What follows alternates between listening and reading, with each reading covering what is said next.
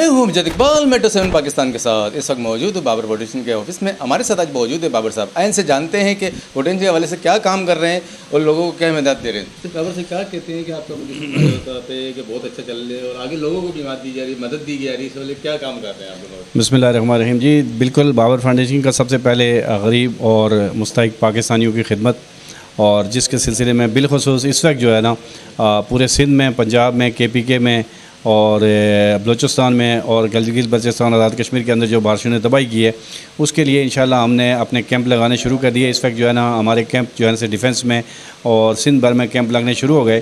تو انشاءاللہ 1 سے 2 دن میں ہمارے مین سیکٹریٹ کے اندر بھی بارش کا جو ہے اس وجہ سے ہم نے اس کو روکا ہوا ہے.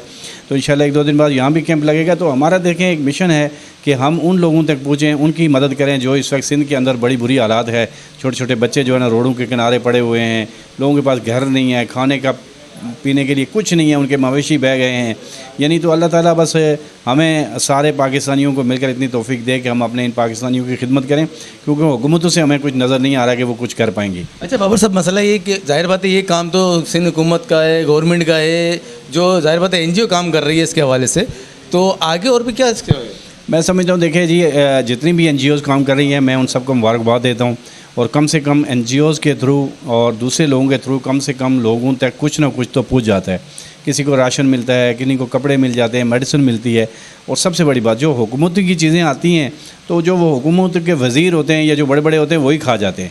تو ہمارے یہاں جو چیزیں جمع ہوتی ہیں جیسے NGOs ہیں, جیسے ٹرسٹ ہیں, سارے لوگ جو سامان جمع کرتے ہیں یا چیز جمع کرتے ہیں تو وہ ہر علاقہ وائز جو ہے نا ٹرک بھر کے بھیج دیتے ہیں, اور وہاں ان کا جو نمائندہ ہوتا ہے وہ اس کو تقسیم کرتا ہے جو بھی ملے. تو ہماری لوگوں سے کوئی پیسے ہم لوگوں سے نہیں مانگتے, ہم لوگوں سے ہی مانگتے ہیں کوئی راشن دے دیں, میڈیسن دے دیں, پرانے کپڑے دے دیں, نئے دے دیں, جوتے دے دیں, اس طرح کی چیزیں ہمیں دے دیں تاکہ ہم ان غریبوں تک پہنچائیں, تاکہ وہ لوگ کم سے کم کچھ کپڑے پہن سکیں, کچھ اوڑھ کے بیٹھ سکیں, کچھ کھا لیں. کوئی میڈیسن کسی کے پاس نہیں ہے وہ میڈیسن ہم ان تک پہنچا سکیں.